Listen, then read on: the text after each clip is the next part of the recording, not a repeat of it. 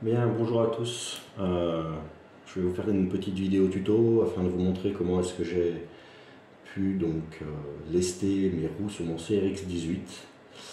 Je vous donnerai également un petit retour sur le setup que j'ai pu faire. Voilà. Donc on va tout de suite passer au démontage et je vous montre comment lester, mettre du plomb dans les jantes d'origine sans avoir forcément à acheter des jantes en aluminium ou des jantes en laiton, ce qui peut vous permettre de pouvoir économiser un peu d'argent et le placer autre part. Voilà, donc tout de suite on démarre et on attaque. Je vais commencer par vous montrer sur les roues arrière. Hop là. Voilà, j'ai ma jante, j'ai ma roue complète, je dévisse les 4 écrous qui sont au dos, je pousse par l'intérieur pour pouvoir décrocher, je pose ma jante, je démonte la deuxième partie, j'enlève mon anneau central et j'enlève la petite mousse. Je me retrouve donc avec un pneu sans mousse qui est très souple. Je vous avouerai que j'ai fait le test avec zéro mousse sur les 6 roues. Le test n'était pas très concluant, il y avait beaucoup trop de déformations. Le pneu n'est pas assez rigide pour pouvoir le faire. Peut-être qu'avec d'autres pneus de AliExpress qui seraient plus rigides, ça pourrait le faire. Là, en l'occurrence, je vous conseille de remettre les mousses. Ça permettra une meilleure tenue, notamment dans les délais. Voilà, alors comment ça se passe? Ensuite, je prends donc mon anneau central. Je prends du double face.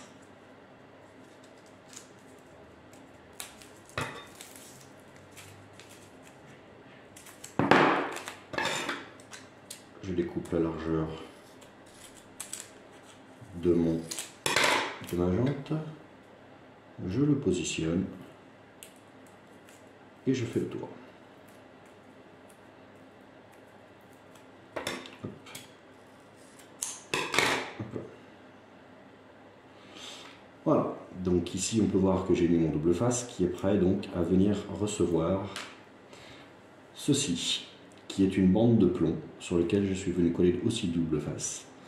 Cette bande là en l'occurrence pèse 40 grammes et je vais donc faire la modification pour un de mes amis qui souhaite avoir donc 20 grammes de plus supplémentaires dans chaque roue. Je vais donc venir découper cette bande là et la poser autour de mon anneau.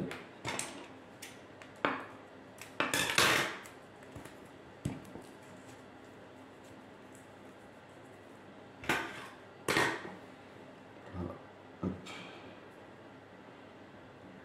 Hop.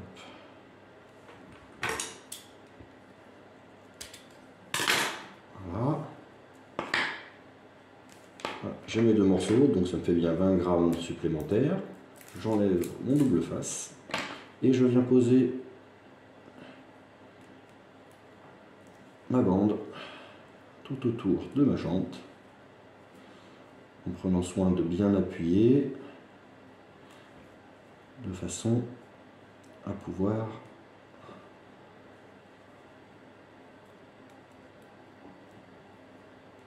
voilà.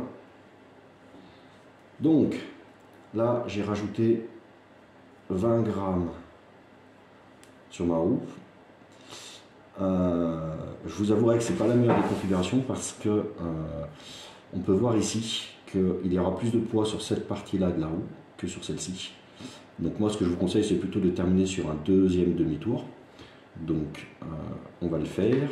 Je vais rajouter donc juste ce qu'il manque de manière à pouvoir avoir une répartition des masses qui soit correcte.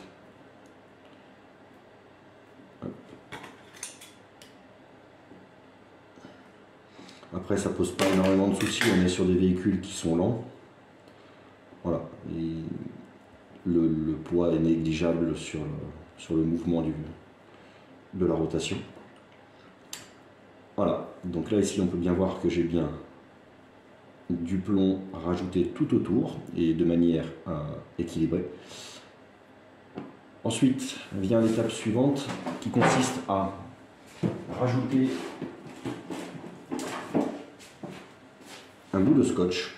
Vous pouvez prendre du scotch d'électricien, ça fonctionne très bien. Donc tout autour du plomb de manière à ce qu'il ne se décolle pas. Hop. Voilà.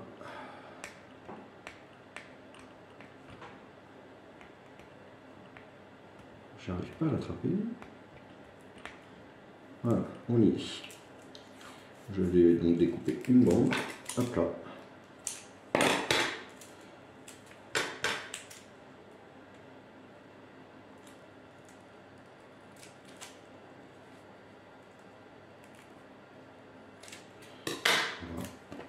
Je positionne le scotch tout autour, je mets un peu en tension,